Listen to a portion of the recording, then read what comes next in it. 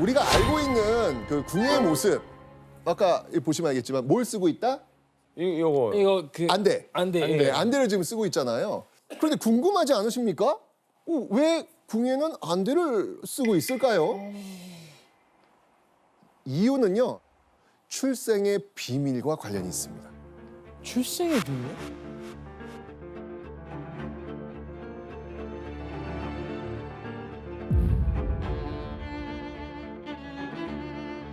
이 궁예가 태어났던 그날이었는데요, 굉장히 충격적인 일이 벌어졌습니다. 사실 이 궁예는요, 태어나자마자 이 쫓기는 운명이었거든요. 궁예가 태어나자마자요, 이 한 남자가 이 포대기에 쌓여있던 갓난아이 궁예를 탁 낚아채서요, 지붕으로 올라가가지고 망설임 없이 그 지붕 밖으로 휙 던져버려요. 아유 갓난아기를. 그러니까요. 궁예는요, 구사일생으로 목숨만은 건질 수 있었습니다. 어휴. 왜냐고요?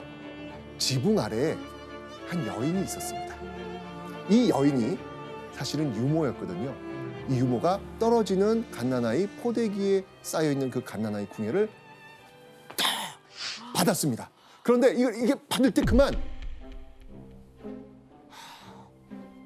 아기의 눈을 찌르고 만 거예요. 그렇게 궁예는 목숨은 부지했지만 한쪽 눈을 그래서 잃어버리게 된 겁니다. 네. 아니 근데 왜 그 남자는 갓 태어난 그 귀여운 그 아기 궁예를 죽이려고 했을까요? 자, 그건요, 바로 궁예의 정체 때문입니다. 궁예는요, 신라의 왕자였습니다. 후궁의 아들이었던 이 궁예는요, 궁궐박 어머니 집에서 태어났는데요, 이 궁예의 탄생 소식은요, 곧장 궁궐로 전해집니다. 그런데 궁궐이 발칵 뒤집혀지게 됩니다. 궁궐에서 이 천문을 해석하는 일을 하는 그 일관이 궁예 탄생을 다 풀이한 거예요. 너무나도 그 불길한 운, 그 불길한 운을 타고났기 때문에 나라에 해가 돼요. 자, 왜 어떤 것이었길래 이렇게 아주 나쁘게 해석을 했을까? 이유가 있습니다. 궁예가 태어나던 날에요, 일관이 아뢰기를 이 아이가 오자가 거듭 들어있는 날에 태어났고 나면서 치아가 있으며 또한 무지갯빛이 이상하였으니 기르지 마셔야 합니다 라고 하였다. 오가 이제 양수예요. 양과 양이 겹치기 때문에 양기가 굉장히 센 날이다. 그런데 그런 날 아이가 태어나면 불길하다는 생각이 중국으로부터 있었고 그게 아마 전해졌던 것 같아요. 그래서 죽이라는 이런 얘기가 나왔던 거고요. 그 다음에 기록상으로 보면 이 궁예의 아버지가 그 왕이 47대 헌안왕이다 이런 기록도 있고 48대 경문왕이다 이런 기록도 있어요. 전반적으로 보면 신라 왕실 출신인 것은 틀림없는 것 같아요. 자, 어쨌건 이 유모는요, 이 궁예가 왕자라는 사실을 숨기고 자신의 아들처럼 키웁니다. 살리려고. 아이고야. 자, 이 궁예와 유모가 도망친 후 10여 년이라는 세월이 흐릅니다. 그런데요, 이 궁예가 너무 장난꾸러기야. 아이고야. 사고뭉치. 왜 이렇게 장난이 너무 심하니까, 근데 이게 심하니까 유모 입장에서는 어떨까요? 유모는 늘 불안했을 것 같아요. 그렇지. 어쨌든 왕의 아들인 걸 숨기고 본인이 키우고 있었던 거잖아요. 그러니까요. 조마조마하지 않았어요? 네. 그런데 너무 사고를 치고 많이 오는 거예요. 그러니까 더 이상 버틸 수가 없는 거예요. 그래가지고 정말 참고 참던 유모는요, 어느 날 궁예를 딱 불러 앉혀놓고요, 울면서 궁예에게 충격적인 이야기를 털어놓습니다.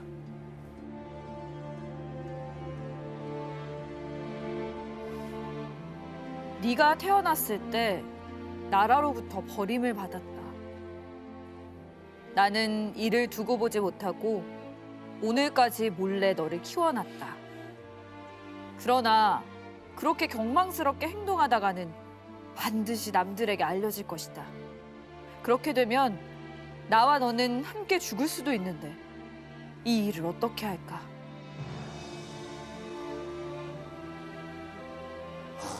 출생의 비밀을 털어 놓은 겁니다.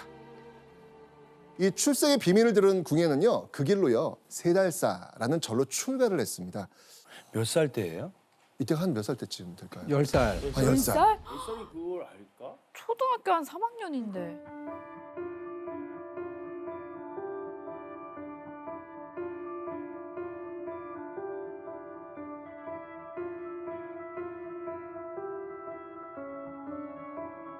절로 간 궁예는요, 스스로 이 머리를 깎고 속세의 이름도 버린 채 선종이라고 법명을 짓고 절에서 지내게 됩니다.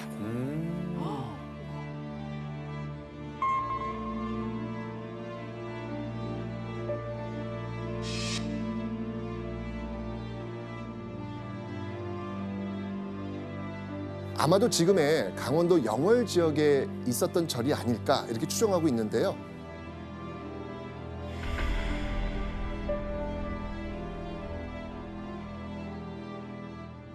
궁예는 승려 생활을 계속하고 수행을 할 생각이 있었던 것 같지는 않아요. 나중에 기록을 보면 계율에 얽매이지 않았다. 또 담력이 있었다. 이런 걸 보면 그 일정한 시점에서 승려 생활을 그만두고 다른 뜻을 가졌을 가능성이 있습니다. 자, 이렇게 절에서 살던 궁예에게요, 운명적 사건이 벌어집니다. 어느 날 이 궁예가 밥을 먹는 그걸 바루 그릇이라 그래요.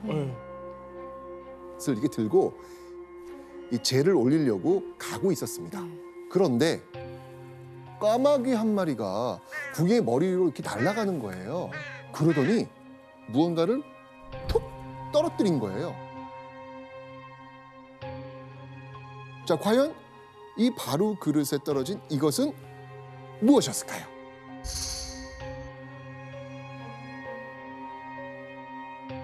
도현 씨 뭘 것 같아요? 자, 제가 보여드리겠습니다. 네. 자, 여기 또 있습니다. 가져왔어요. 항상 궁금하시죠? 네네네. 우와. 자, 이걸 열어보면 이게 떨어졌습니다.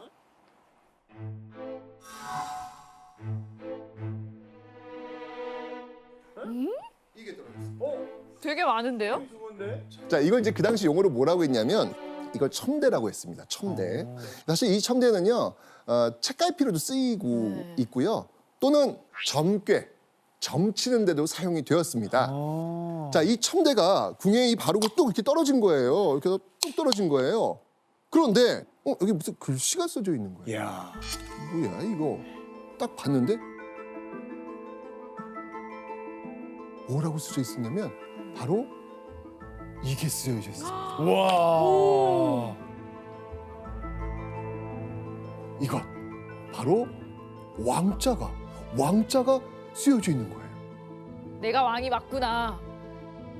이것은 운명이야. 맞아요. 뭐 이러지 않겠습니까?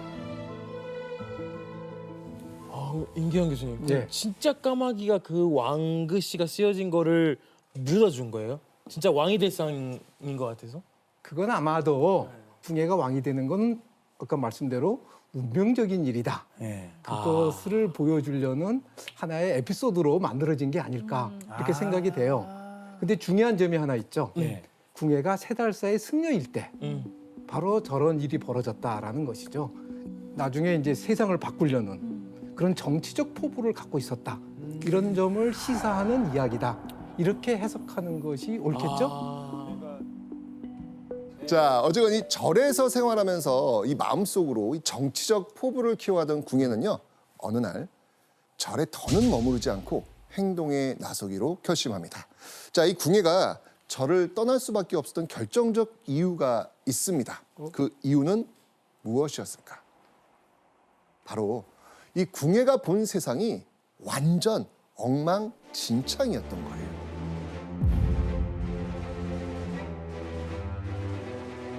자, 자, 사실 이 궁예가 세상을 정말 바꾸고 바로잡고 싶다라는 포부를 품었던 그때는요. 사실 통일신라 말기였고요.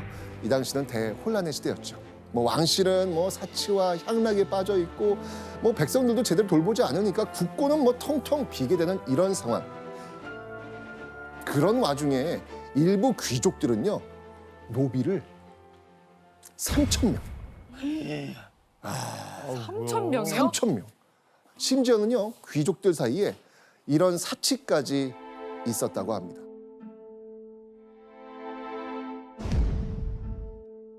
금입택.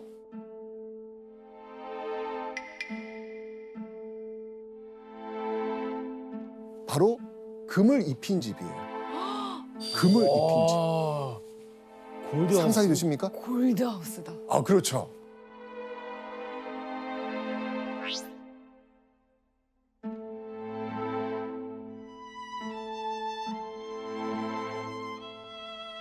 자, 정말 이 왕실, 귀족, 당시 지배 계층들의 정말 도를 넘은 사치와 방탕한 모습, 이런 모습을 보면서 백성들의 분노 어떻겠습니까? 아유. 끌어오르는 거죠. 오르죠. 차오르는 거죠. 나라 안의 모든 주와 군에서 곡물과 부세를 보내지 않아 창고가 텅텅 비어 나라 재정이 궁핍해졌다. 왕이 사신을 보내 독촉하니 곳곳에서 도적이 벌떼처럼 일어났다.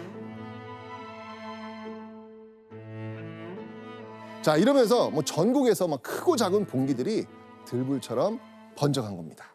그런데 이 왕실과 귀족들이요, 이런 사태를 진압할 수가 없었어요. 뭐 이젠 그 어디도 제대로 지배할 수 없는 신라 왕실은 점점 허수아비로 전락해 갑니다.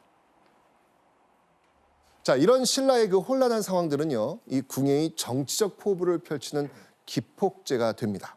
궁예는요, 자신이 세력을 모으면 신라가 아닌 새로운 나라를 만들 수 있겠다라고 생각을 한 거예요.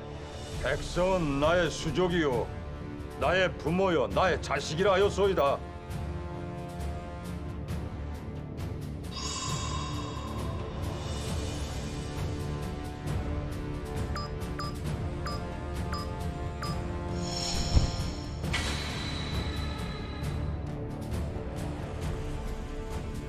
궁예는요, 이렇게 싸우기도 하고 때론 회유도 하면서 그 세력을 점점 키워갑니다. 오, 다 먹었네. 궁예는요, 자신을 이렇게 부르기 시작합니다. 미륵불.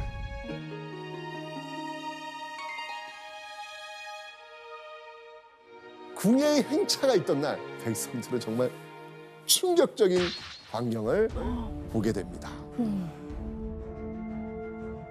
갈기와 꼬리를 비단으로 장식한 흰 말을 타고 궁예가 나타납니다. 그리고 이 머리에는요, 금색 두건을 썼고요, 몸에는요, 승려들이 입는 가사를 걸치고 있었습니다. 이게 끝이 아니었죠. 이 궁예의 행차 주변으로는요, 아이들이 깃발과 꽃을 들고요, 뒤로는 비군이 200여 명이 그를 따라갑니다. 황제 폐하납시오.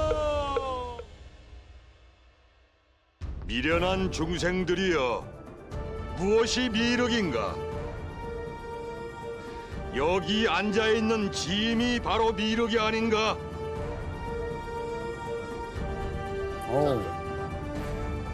자, 그러니까 이 궁예는요, 자신이 미래에서 나타난 바로 그 부처, 그게 바로 나다 라고 이야기를 하는 거예요. 자, 이 왕이 곧 부처라면서 왕권을 강화하는 것은요, 사실 삼국시대 때도 이미 있었습니다. 궁예 역시 민심을 모으는 한편 이 호족 세력을 완전히 장악하기 위한 수단으로 미륵불이란 카드를 들고 나왔던 것이죠. 자, 그런데 궁예는요, 단순히 미륵불이라고 칭하는 것을 끝나지 않습니다. 더 강력한 왕권을 휘두르고 싶었던 궁예의 결정적 수단,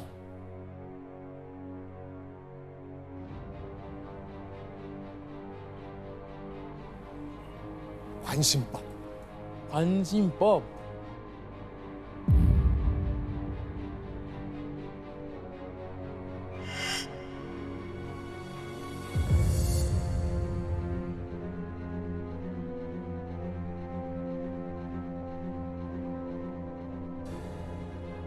자, 미륵불을 자처하며 신하들을 압박했던 궁예는 급기야 이렇게 말합니다. 나는 미륵 관심법을 쓸 수 있다. 그대들의 마음속을 다 들여다볼 수 있다. 만약 날 속이다가 내 관심법에 걸리면 가만두지 않겠다. 와.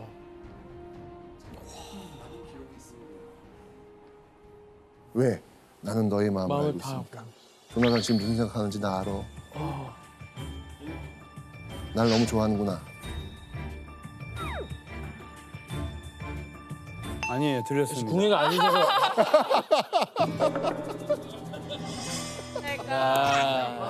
네, 이렇게 하는 거예요, 지금 이게. 우리가 알고 있는 이야기가 여기서 나오는 겁니다. 자, 이렇게 엄포를 놓은 궁예의 그 최악의 폭주를 보여주는 몇 가지 사건이 있습니다. 그 첫 번째가 철퇴 사건입니다. 자, 이 철퇴 사건 대체 무슨 일이 있었는지 영상을 한번 보도록 하겠습니다. 폐하께서는 미륵이 아니시옵니다. 저자는 지금 마군의 더러운 입으로 중얼거리고 있다. 내군들은 무엇을 하느냐? 저 입을 철퇴로 으깨어 주어라. 살려주시옵소서. 야! 그스님.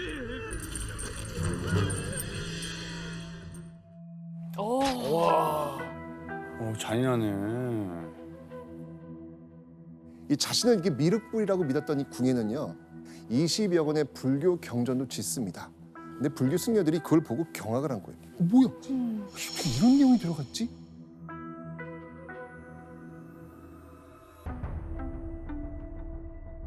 그 경전은 요망하고 도리에 맞지 않는 말이 가득했다. 이렇게 지금 기록이 나와 있어요. 그러니까 정말 이제 궁예가 두려워가지고 아무도 나서서 그 이야기를 못하던 그때에 보셨듯이 당시 명망 높은 승려 석총이 앞에 나서 궁예의 잘못을 지적한 겁니다. 이 화가 났던 궁예는요, 통제력을 잃어버리고 철퇴로 석총을 내리쳐버린 것이죠. 아이고야. 그런데요, 궁예의 포악한 행포는 여기서 그치지 않습니다. 궁예의 폭주 두 번째는요, 이 부녀자들의 음탕함을 관심법으로 알 수 있다면서 마구 죽이는 만행을 또 저지릅니다. 이 궁예의 폭주가 자신의 백성들에게도 향한 것입니다. 자, 궁예의 이 말도 안 되고 끔찍했던 만행, 다시 한번 제가 또 드라마로 보여드리도록 하겠습니다. 못 보겠어. 지금 누가 웃음소리를 내었는가? 이거 이말 유명하죠. 예. 이런 음탕한 것들이 있나? 어디서 그런 더러운 웃음소리를 내? 내군들은 못하느냐? 어서 죽여라!